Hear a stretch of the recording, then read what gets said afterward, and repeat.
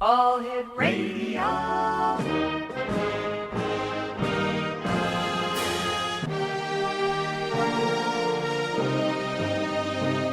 Welcome to the X Zone, a place where fact is fiction and fiction is reality. Now, here's your host, Rob McConnell.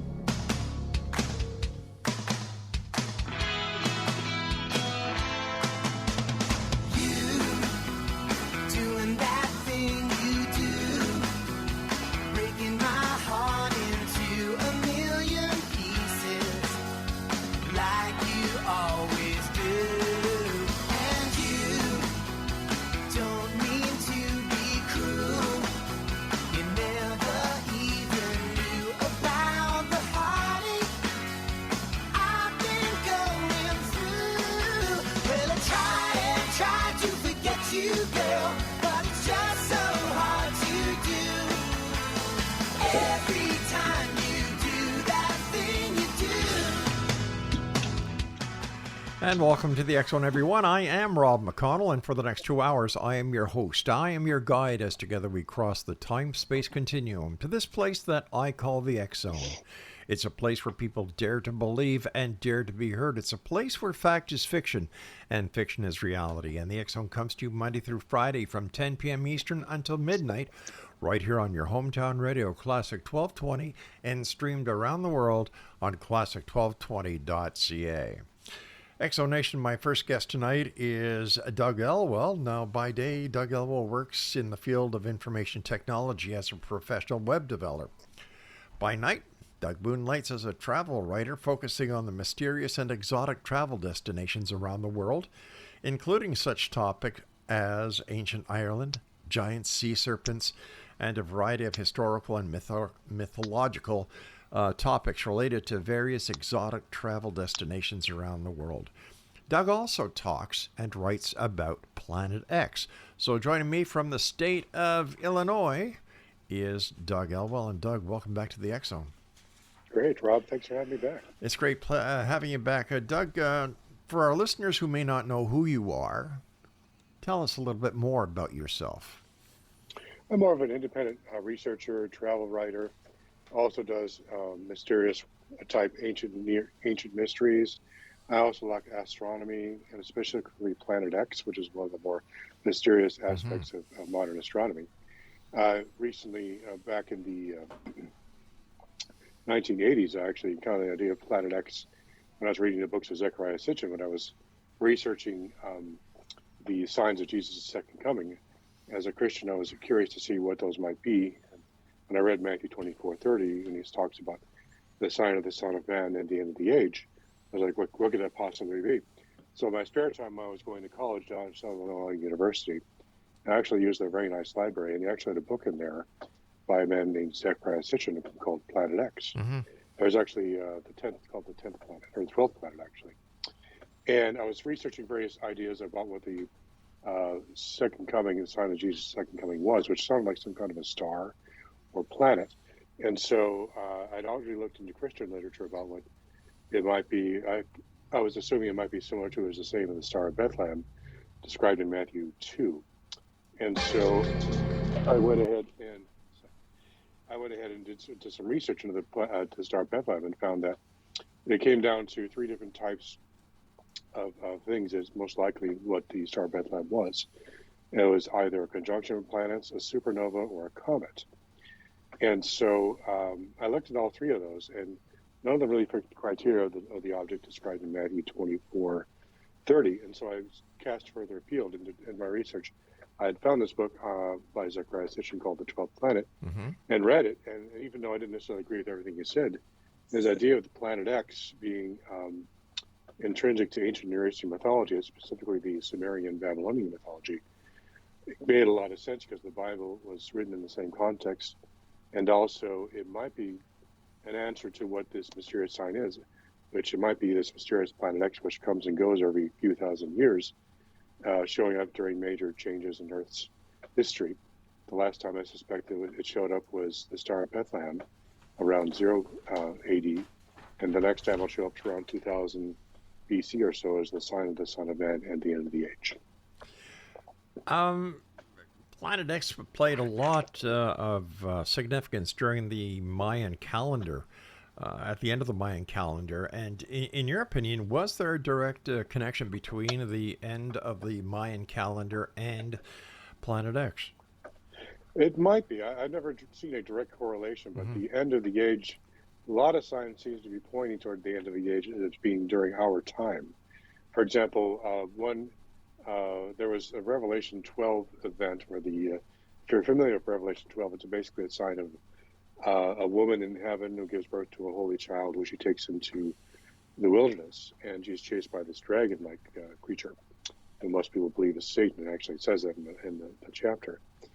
And that event, that heavenly sign, many believe occurred on September 23rd, 2017, I believe it was, when the sun was in the Virgin, the constellation of Virgo, and the moon was at its feet, and the planets Mercury, Venus, and Mars were above her head, joining with the other stars of the constellation of Leo, which is also above her head, forming what looked like a crown of 12 stars. Now, that by itself was interesting and hasn't happened for a very long time. But the second sign, which people didn't write about at the time when the event happened, was the sign of the dragon, which is also a heavenly sign. And I checked and saw whatever happened to the dragon, and was there something to do with dragging one-third of the stars down right after the Virgo event? And it was. The dragon probably correlates with the constellation of Hydra, which is right next to the constellation of Virgo. And near the end of 2019 or 2017, I forget, it actually, as the dragon Hydra, the constellation of Hydra, went below the horizon its normal course through the sky, its tail was the last thing to go down, and one of the three planets, the planet Mars, that had been above Virgo's head, followed it down to the horizon, seemingly as if it were being dragged by the tail down to the horizon. And so I realized what the one-third of the stars meant. It didn't mean one-third of the stars in the sky. It was meaning one-third of the planets that were part of that conjunction. One of the three followed the tail down to the horizon of Earth. Now I realized that second conjunction was the countersign that proved that the first sign was the correct one. And so I think that the Revelation 12 event was accomplished by that sign that happened in September 23, 2017, I believe it is. I'll have to look that up. So that event, like the Mayan calendar, was another event, a heavenly sign, along with the blood moons and many other signs that are happening. It makes it clear that we are almost certainly living in the end times.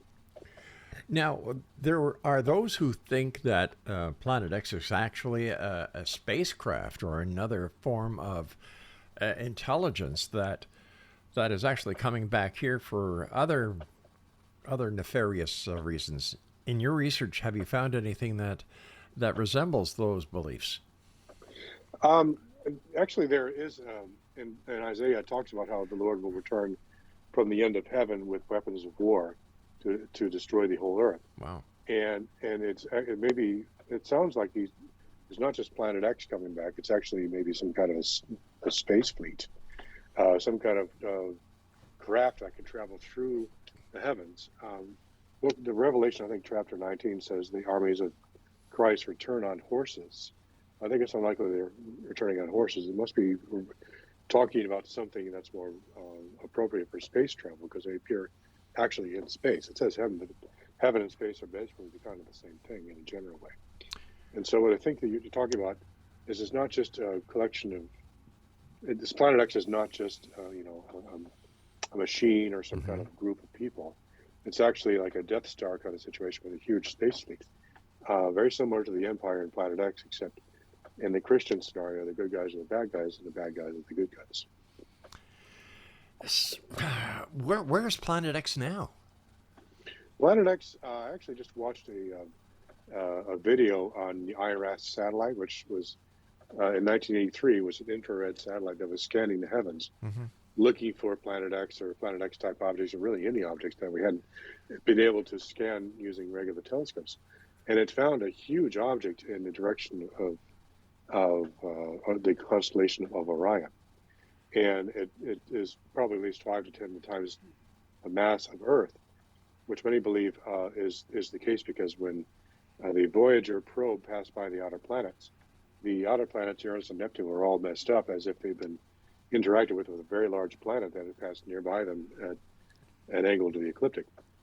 From the data they gave it from the Voyager, they determined that an object roughly 5 to 7 times the mass of Earth had come into our solar system from beneath, had been captured by the outer planets, and made a member of our solar system. And ever since that time, Planet X has been gradually precessing closer and closer to the Sun and the inner planets over very many millions of years. And its most recent passes have brought it much closer to Earth than in the past. But also, to answer your specific question about where is it, I found a riddle in the book of Revelation. Is that there's a hint in there as to where Jesus will return when he returns.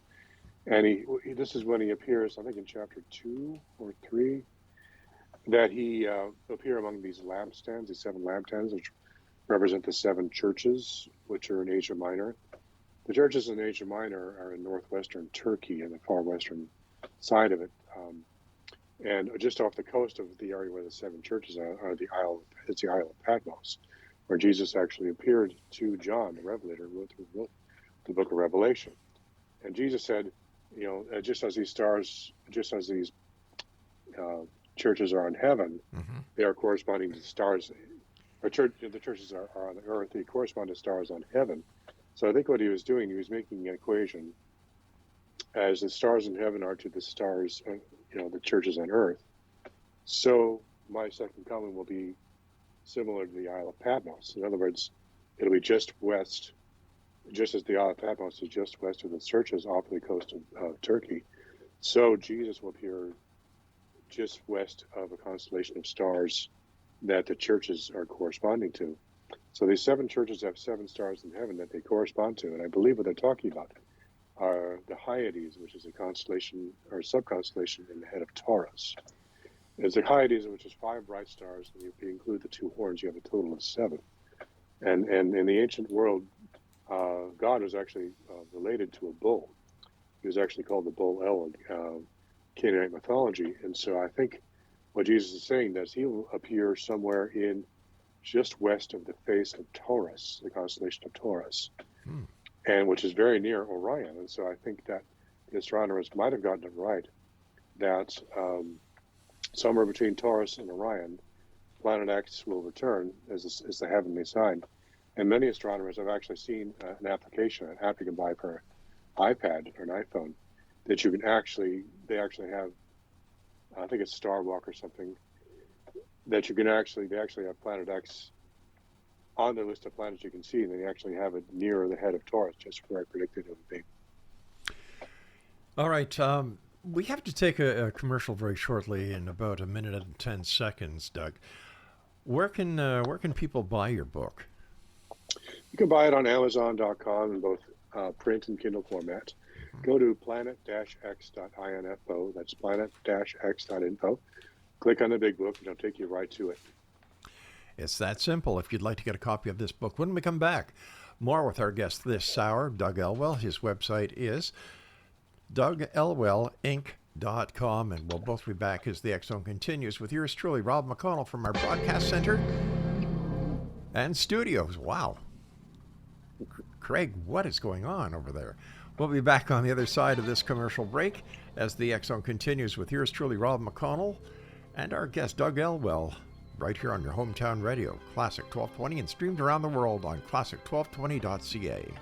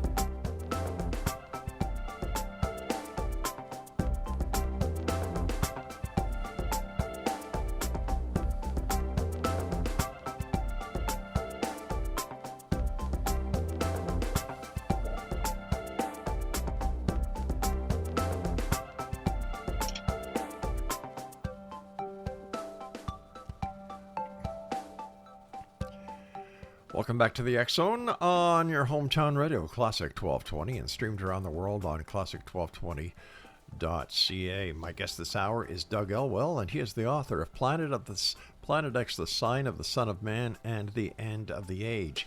And it's available on Amazon.com, and Doug's website is DougElwellInc.com. Doug, is there any connection between Planet X and the Star of Bethlehem? Yes, I believe it's the same object.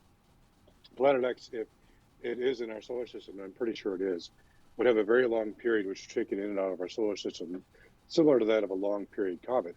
And in fact, Planet X's impact with Earth early in its history probably created the comets, but that's another question.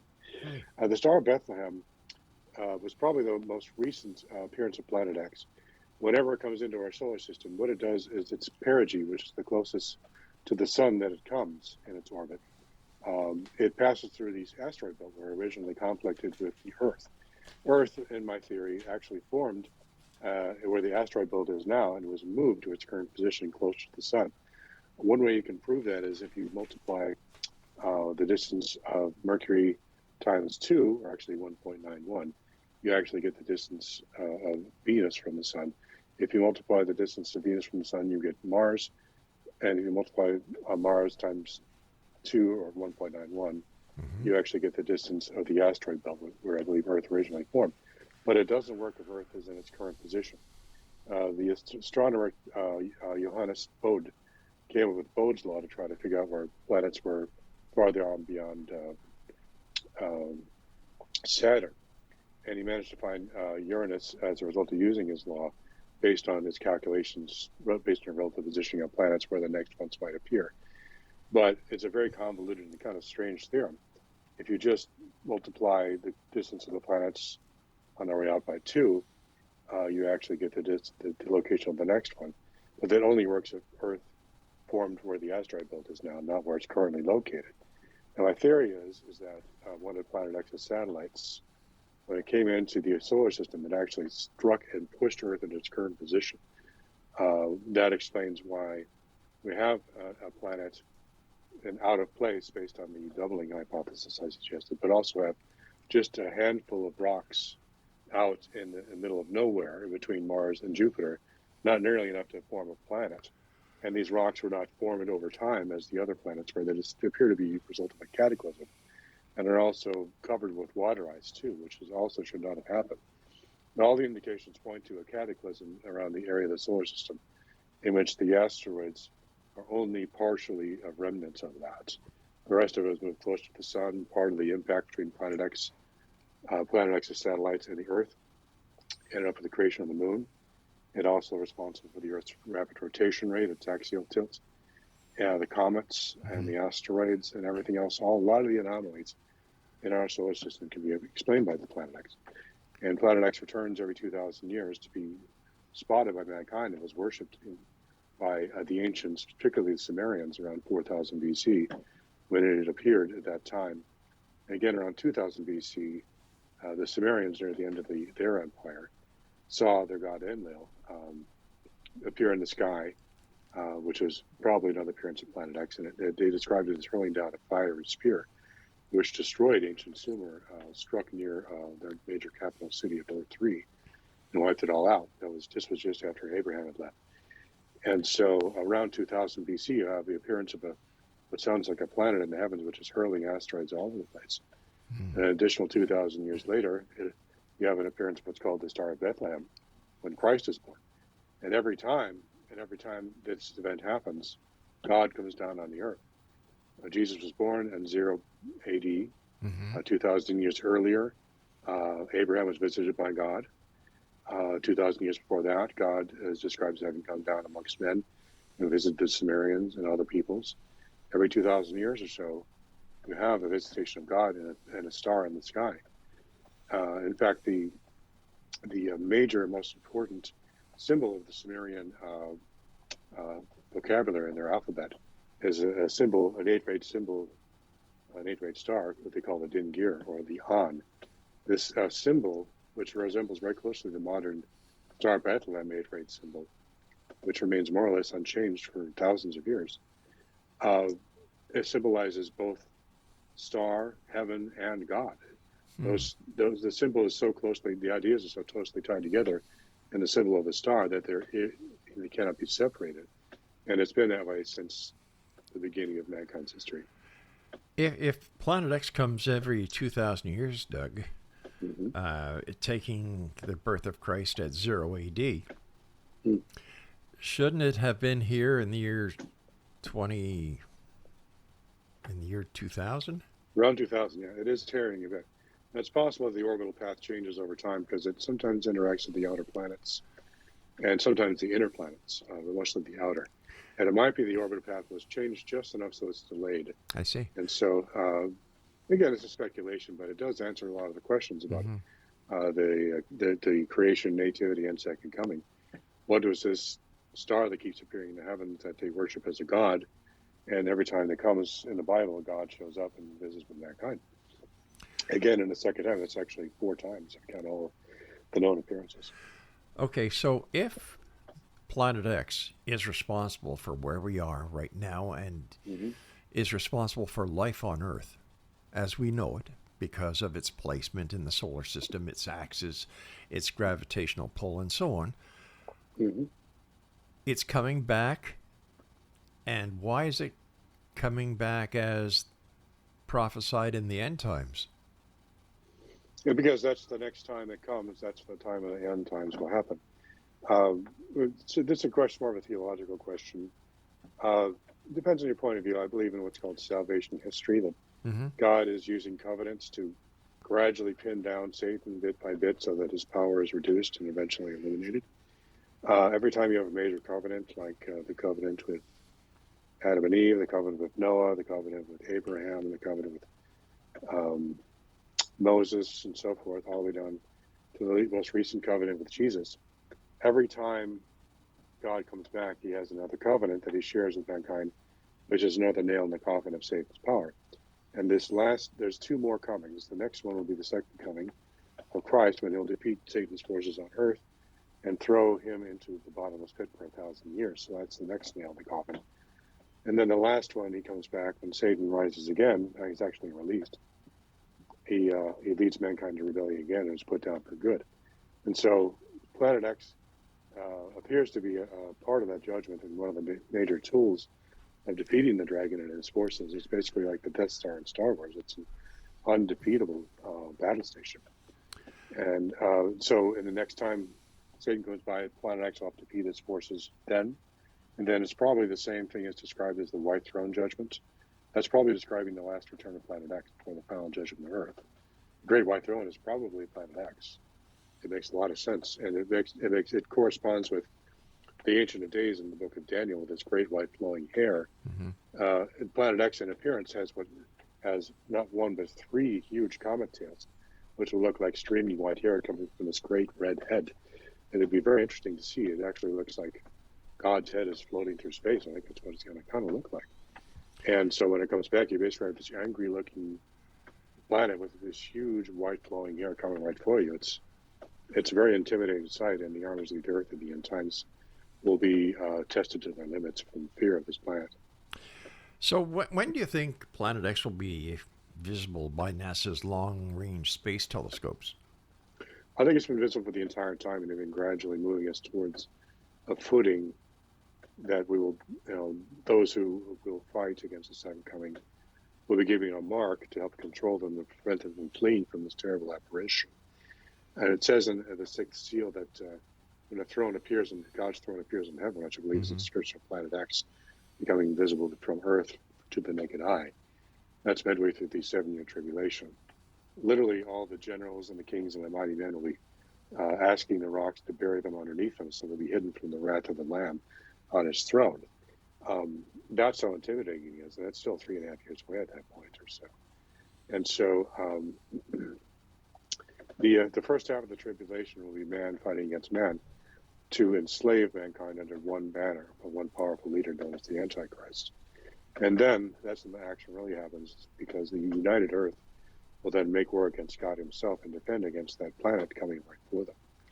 I can't say I'm layman. I think that too. If I weren't a Christian, it would make perfect sense. But they're going to lose, and it's prophecy that they will. And the men of the end times won't be these noble people who are good and trying to help. These are bad people who are treating mankind like slave chattel, using them in their war and taking away their freedoms. In fact, the mark of the beast system, I believe, will actually enslave the people of the earth at that time within their own bodies, using technology that would allow a central computer to actually control their every movement. I have various theories on that, but basically, it'll be the use of nanotech and the embedded chip, and also very powerful central computers connected with the internet and 5G and so forth. That's a whole other story. Hypothetically, Doug, by the time the planet gets here, our technology can be well advanced than what it is at present. That is true. I believe that the fallen angels are giving mankind very high technology so they can put up a confident fight against the second coming. I believe the fallen angels who are being defeated in space in various battles, in fact, Revelation 12, if it's happened already, was basically a defeat, I believe, of Satan's forces, maybe actually have been largely based on Mars. And a description of the Revelation 12 event is the defeat and driving out of Satan from those Mars bases and forcing him to a last redoubt on Earth. I say that because when I was talking about Revelation 12 before, the dragon's tail, when it drags down one of the three stars, which I think is actually one of the three planets in the constellation, in the conjunction with Virgo in the Revelation 12 vision, was the planet he dragged down to Earth was in fact the planet Mars. And so the tail dragged down Mars, I think that was an allusion to Satan's defeated forces retreating to Earth for a last stand against the second coming. And what was interesting is an additional sign I forgot to mention. Just as the tail was dragging Mars down beneath the Earth symbolically, the last time they appeared, around that time, I think maybe the exact day, then President Trump declared Jerusalem as the indivisible capital of Israel. Exact same day that the planet Mars and the tail of the dragon Hydra dragged them down beneath the horizon of the Earth. Last time to be seen that year. Is it possible then what we call aliens are actually people or entities from Mars that were placed there on the last pass of Planet X? I think they were banished from Planet X because they were constantly rebellious. It's possible, by the way, that Planet X is actually the throne of God, or at least one in this local throne, because it's interesting in Revelation 2 and 3 near the end, there's what's called a Hebrew parallelism. In chapter 2, it says at the beginning, the second to the last phrase is, "I will give him the morning star." It actually says, "He that overcomes, I will keep, and keeps my works to the end. To him I will give power over the nations, and he shall rule them with a rod of iron as the vessels of a potter. They shall be broken into shivers, even as I received of my Father." Doug, I hate to do this to you on as you're going along, but we have to take a break. We'll be back in a couple of minutes. Exonation Doug Elwell is my special guest. We're talking about his book, Planet X, The Sign of the Son of Man and the End of the Age. This is the X Zone. I am Rob McConnell, and you're listening to us on Classic 1220 and around the world on classic1220.ca. We'll be back on the other side of this break. Don't go away.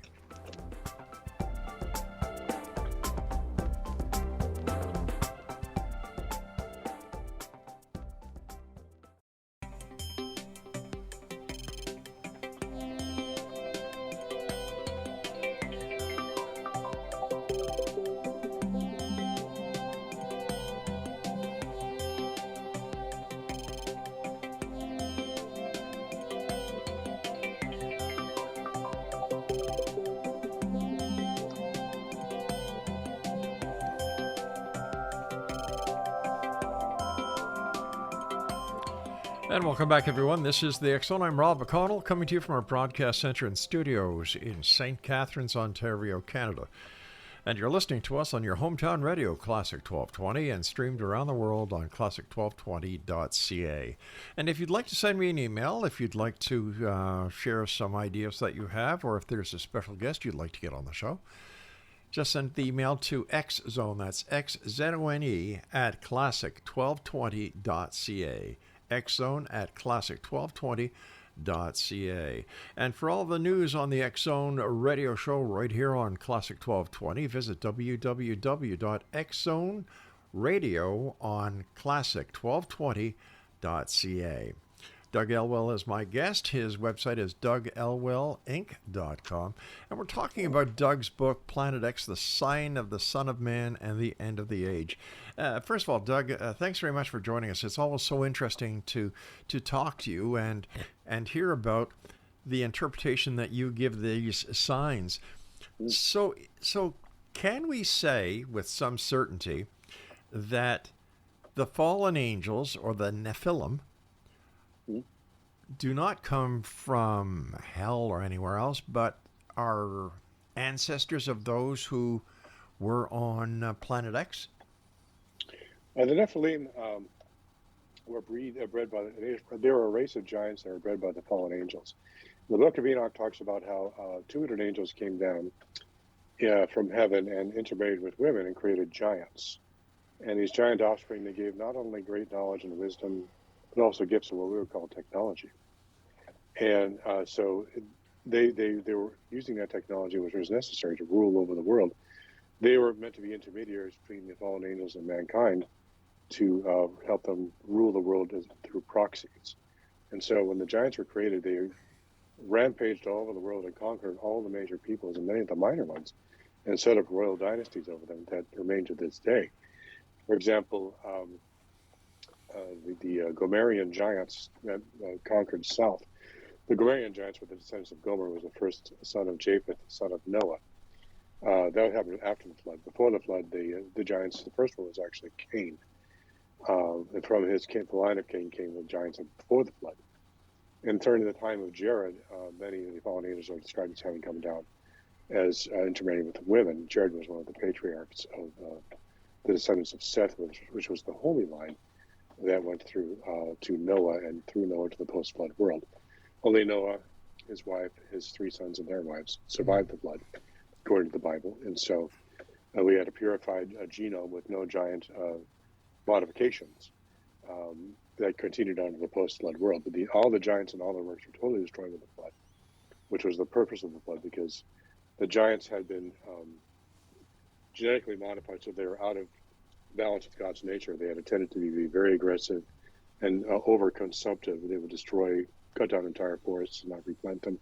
They would consume entire herds and not reseed them. They basically, wherever they went, they just consumed everything like locusts and destroyed everything on the earth. And so when it came to the point where the human genome was altered, to the point where there was only a handful of people left untainted, God had no choice. And they also polluted the plants and the animals through genetic experimentation, apparently. But God had no choice but to kill everything, destroy everything, and start from scratch with Noah. Doug, is there any other mention of Planet X in any other religious philosophy? Or is That's only... one of the issues with Planet X is nobody else really mentions it in any of their ancient annals. Now, it's possible that the records were lost, or they just said, let's go with the Christian version, because that's the most concise or something. But nobody else mentions it that we're aware of. It's Matthew 2 is the only mention of this heavenly sign, and so I had lost it of why such an important sign would be lost, unless, of course, everyone just standardized in the Matthew account. Right. The other ones were just lost or hidden away. You were talking about Cain, and if I understood you right, that he was a giant, or that he had a lineage of giants.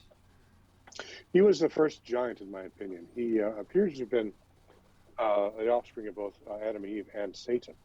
And people say, "Oh, Satan can't have sex with a woman," and of course, you can't have 2 fathers. It's not genetically possible. But the way I think he did do it is that when he tempted Eve, what he did is in return for the knowledge and secrets that he gave her, arts and writing and literature and the understanding of technology, in return, she would give him free access to her ova, her eggs. And then he took one of those eggs, modified it, re-implanted it in her, and then when Adam and Eve had intercourse again, the offspring was a genetically modified being, which had kind of 2 fathers, or actually one mother, one father, one hermaphroditic being, which is what Satan apparently is, and which had sort of medically tampered with the egg so that it was gigantic in nature and had exceptional capabilities. And from Cain and other giants that were made by Satan and his minions was a race of giants created. And of course, additional fallen angels came down during the time of Jared and added additional races and created additional tribes of giants, and to the point where mankind was no longer a true Homo sapiens. Why would God allow this to happen?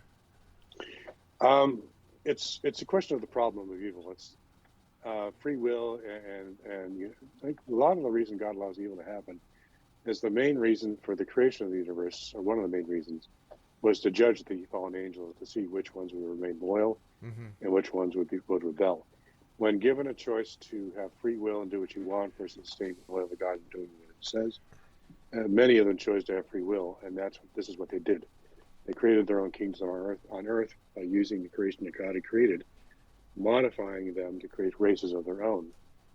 Kind of like divine hobbyists, they wanted to have their own universe or their own worlds with their own peoples to rule over, like God, but on a lower level. All right, doesn't it say in the Bible, and God said, let us create man, our image, our likeness? So there's the Elohim aspect too. It's possible that mankind was created by sort of many, if not all, of the angels, both loyal and rebel. That explains why there are aspects of men that are kind of good and evil. The built-in aspects of mankind that could be used by either the good angels or the evil to do various things throughout the history. In that sense, mankind is sort of a proxy for the fallen angels, or all the angels that they can interact with into the world and make known their own destinies on earth and make a history for themselves, which will God would usually judge them sometime in the future. When it comes to the giants, Doug, is there any archaeological proof that these giants actually did exist?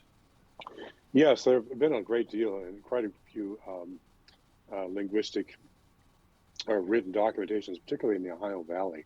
There was huge amounts of giant skeletons, even ones clad in copper armor and having special strange weapons and all kinds of different things. And those were all rounded up by the Smithsonian. Some people think they were dumped far out to sea. But some of them have been preserved, for example, in the Gold Museum in Peru. There's actual giant skeletons there right now that can be viewed. They're huge. And they're like 8, 9, 10 feet tall and massive bones. They're there. You just have to accept the fact that they're there and believe them. There's also places, I think in a Lovelock Cave, there's some skulls that were found there that were larger than humans, modern humans, and not natural, with growth patterns and seams in the skull that were not normal to Homo sapiens. Is it possible that these were ancestors to the Neanderthals? It's possible that they were linked to the Neanderthals. Yeah. The Neanderthals were one of the giant races that were created, or one of the experimental races. One of the things I talk about when I try to explain to people about the giants is giant is from the word gigantes, which means is the root for the same word genetics. And so gigantes should not be interpreted as giant. It should be interpreted as something that is genetically modified. It doesn't have to be tall to be a giant, even though the giants were usually tall. They could also be smaller, taller and thinner, shorter and fatter, extremely strong, extremely weak. Consider the possibility that the gray aliens are actually a form of modified human designed for space. It's possible. Once you unlock the genome, you can do whatever you want. You can create customized humans and do whatever they want. There was an interesting mythology, in Greek mythology, there was a type of giant that had 6 arms, and another one that had 100 hands. It was called Hecanoteres, I believe. I was thinking, and when I was reviewing a theory of how giants were created, one theory I had is that the German scientists who were experimenting on humans, I forget his name, during World War II, was actually trying to see how triplets or how twins formed in the womb, and he was trying to see how they formed together. I think his theory was, I think you might be correct, is that giants are formed when 2 or more eggs are successfully fused in the womb and grow into one larger person. And when you have reports of giants with 100 hands or 6 arms or whatever, It's because those are imperfectly fused embryos that some mad scientific fallen angel had tried to fuse together and failed, and they created these monstrous horrors that were useful to terrorize people, but not useful for everyday use. What did the Egyptians have to say in hieroglyphics about giants or about the planet X? Because, the Egyptians were skywatchers. Mm-hmm. And once again, any mention about Planet X when it comes to what the Egyptians wrote? The Egyptians, I think they had this winged disc emblem, which would frequently show up. It's very similar to the winged disc emblem that would show up in Mesopotamian mythology, and also Sumerian, Akkadian, Assyrian, Babylonian, and Persian. They all had this mysterious winged disc, as did the Egyptians. That was one of the most common motifs in ancient Near Eastern mythology. And they all describe this as being associated with the high god of heaven. And some of them actually depict him carrying a bow. It's like this bearded man carrying a bow and arrow. Mm-hmm. And sometimes he's shown fighting with this monster goddess, which is probably equated to Tiamat, the same dragon goddess, that the god Marduk in the Babylonian creation epic, he defeated Tiamat, which is the Earth, the planet Earth, actually, in the mythology. And Marduk was actually a star in heaven, a planet. It can be translated as that, too. And so when these two conflicted in the Enuma Elish, Marduk, the chief god of the Babylonian pantheon, actually defeated Tiamat, this dragon goddess, divided her into two pieces, used her body to create the heavens and her head to create the earth. And the biblical cosmology is very similar, where you have this winged disc kind of concept, this heavenly god with these wings, flowing red, white hair, however you want to describe it, shows up and defeats the dragon. And as in Isaiah 27:1, where God will return and defeat Leviathan, the twisted serpent, in the end times.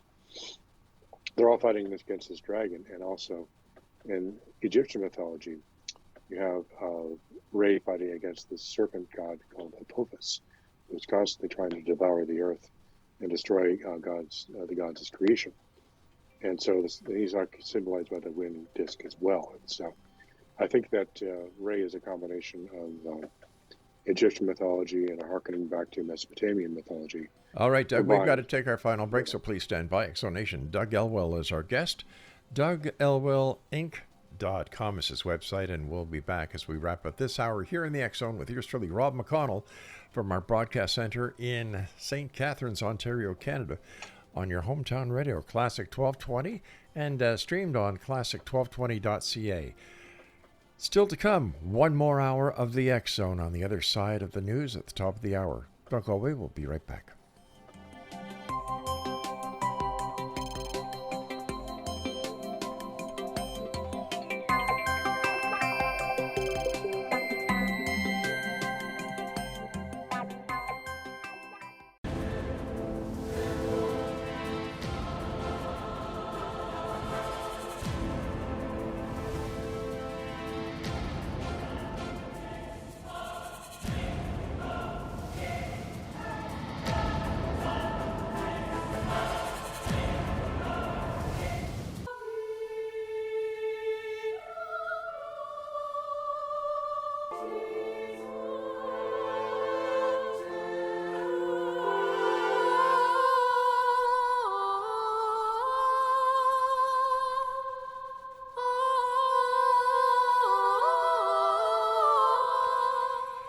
And welcome back to the X Zone. Doug Elwell is my special guest this hour. His website is www.dougelwell.com, and we've been talking about his book, Planet X, the sign of the Son of Man, and the End of the Age. And once again, it's available on Amazon.com. Doug, as always, great having you with us. Thank you so much for sharing with us what you have found out about the Planet X. But what about the Book of Revelations? How does Planet X fit into the Book of Revelations? I personally think Planet X is one of the central concepts, if not the central concept of Book of Revelation. Many have noted that the astronomy and astronomical concepts and imagery go throughout the book. Mm-hmm. In fact, we talked about Revelation 12, which is basically a description of constellation, conjunctions and constellation of Virgo and Hydra. There's all kinds of other starry stuff going on there. There's a book called The Message and Genre of Revelation, which I recommend. Talks about that exact thing. It's out of print, but you can still get it on Amazon. But one of the things I found out as I was examining the book of Revelation in terms of the Planet X theory is when I had these things in my head, and the visions of Theophany of Marduk in the Nume Elish, where he's surrounded by these a group of 7 winds and a group of 4 winds, which is Sitchin interpreted as satellites, a total of 11 gaseous satellites. As Planet X appears in the heavens and has a huge amount of satellites around it, a ring system, a massive comet tail, and so forth. I was like, as I was reading Revelation, specifically chapter 4, I realized, you know what? That description of Marduk, this planet in heaven, sounds remarkably similar to the description of the throne in Revelation 4. And so I started taking a serious look at it, taking that leap, what if Planet X was actually the throne of God? What is that possible? And I looked at the beginning few chapters of the book of Revelation, and a couple of interesting passages, which I alluded to earlier. At the end of chapter 2, it says, I will give him the morning star. He that hath an ear, let him hear what the Spirit saith to the churches.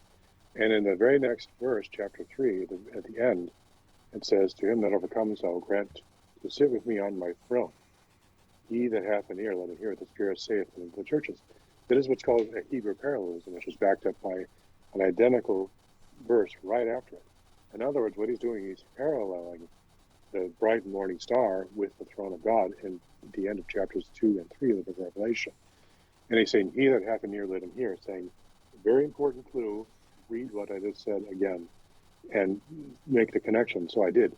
I believe what they're saying here is a leading in to the fact that the throne of God is in fact a planet in our solar system, what is most likely, almost certainly, Planet X.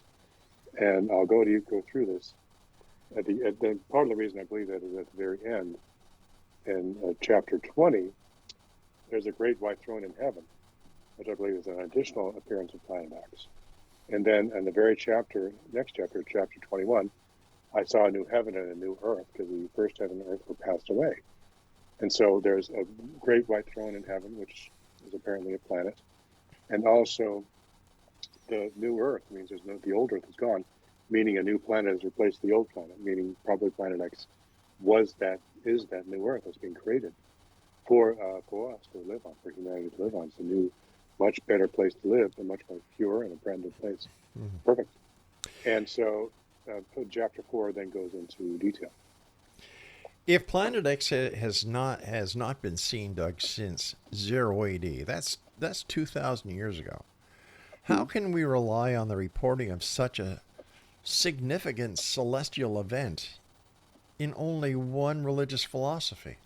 If Planet X was such a significant event, would it not be reported or talked about in other religious books? That is a good question. I've looked for it. I've never found it. There were descriptions of comets during that time, but I don't know if they were talking about Planet X or some other comet. The Chinese, I think, mentioned there was a number of comets that were sighted during that period, but the time they appeared was not necessarily clear. There was no mention of the Magi and so forth, so we can't really make the correlation. But it's not impossible that the records were lost or purposely hidden, because the ancient secret societies were the enemies of God. These were the descendants of the giants. The giants formed these secret societies. That they've always done since the beginning. And so it's not in their best interest for us to know about anything, let alone the throne of God, its location. That's only for them to know. So it's entirely possible that it was purposely hidden so that the average person would not know about these things until the very end. So it sounds like that the other religious philosophies and the secret societies were working hand in hand to suppress this information. That and much else. They've been working to suppress humanity and keep us down under their control. That's the whole point of these secret societies and the giants that they are, the creation of the giants to begin with, was to serve as proxies through which the fallen angels could rule mankind in an oppressive way. Even the word for Tsar, one of the words for Tsar, or for prince in ancient Hebrew, means one who oppresses.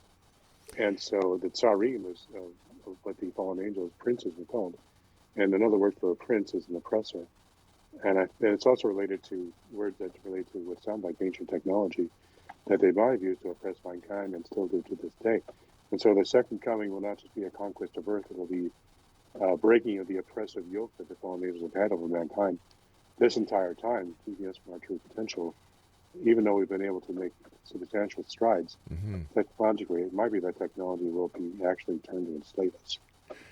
Doug, not to be disrespectful to you or to any listener out there based on their religious beliefs, but how do we know that what was written in the Bible way back then, especially since the first 4 books of the Bible were written by Moses, how do we know that this is true and just not some story? It's a matter of faith, and also Okay. a lot of these things correlate with actual history. Archaeology has consistently found all the places, all the cities in the Bible, mentioned in the Bible, exactly where they were said to be. Right. The only arguments they have is, when it happened in time. But the actual events, the actual places, at least, and many of the events have been corroborated. King David, the existence of King David has been proven. The existence of Israel was proven. And the Myrnitah stela found, in northeastern Egypt. Jericho existed and it was broken down just the way you described. Right. But ultimately, like you mentioned, it's just a matter of faith, Rob. If you don't want to believe, you won't believe. And if you do want to believe, you do. And so I have faith that there's something greater in our future more than just the same thing over and over again. Even though life on Earth is good, I think we can do better. And hopefully we can do both and have a smooth transition to an even better life in the future. But I can't understand the Bible as I understand it. God is forgiving. God is all powerful. He sent his only son to try and save us all. Why would he then be the one who tries to get rid of us all? He's not trying to get rid of us. He's trying to save us so that we can get off from underneath the yoke of Satan and the fallen angels. And Satan and the fallen angels are the ones who are introducing the problem. It's not God. God is pure love, and he's trying to help us. Now, But once again, if he's trying to help us and if he is all love,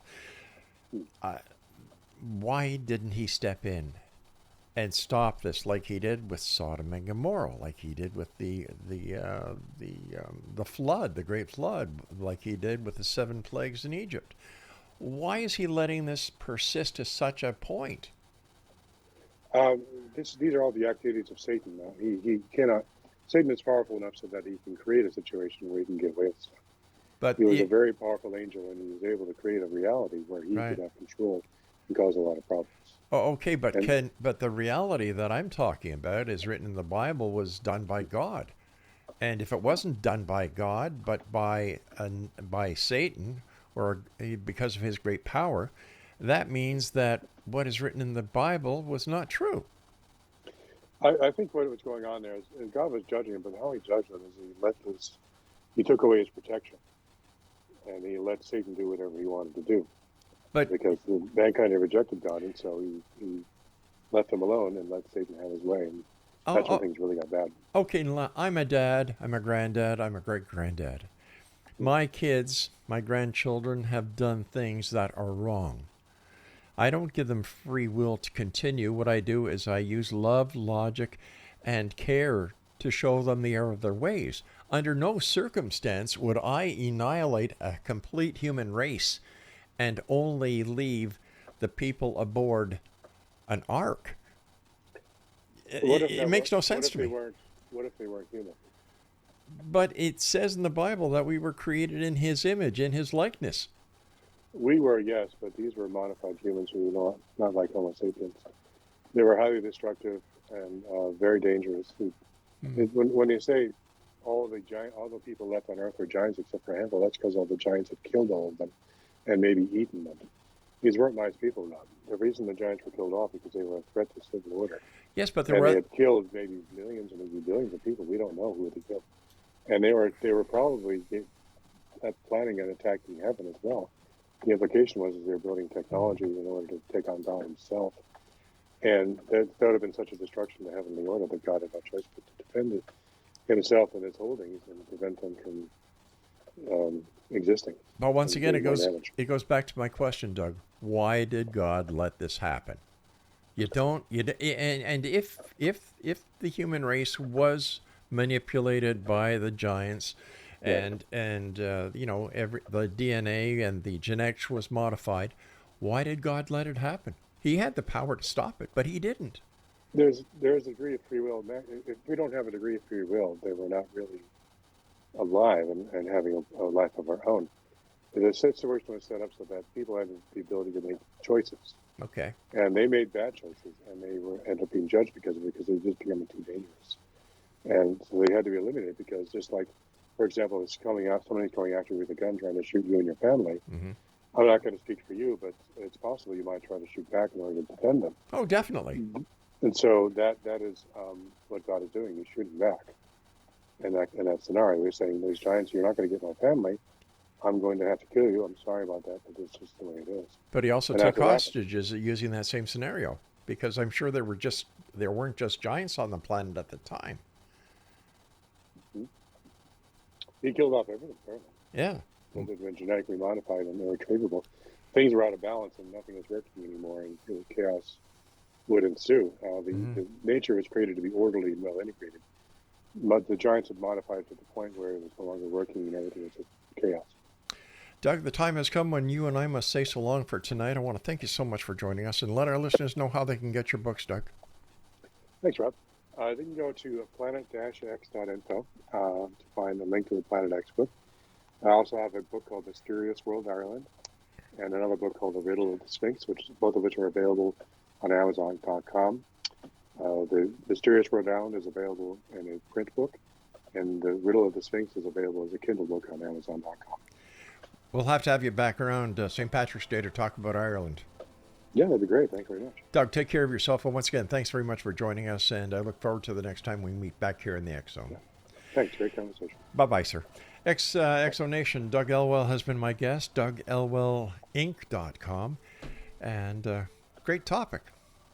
We'll be back on the other side of this break as hour number 2 starts here in the X Zone with yours truly, Rob McConnell, from our broadcast center and studios in St. Catharines, Ontario, Canada, on Classic 1220, streamed on classic1220.ca.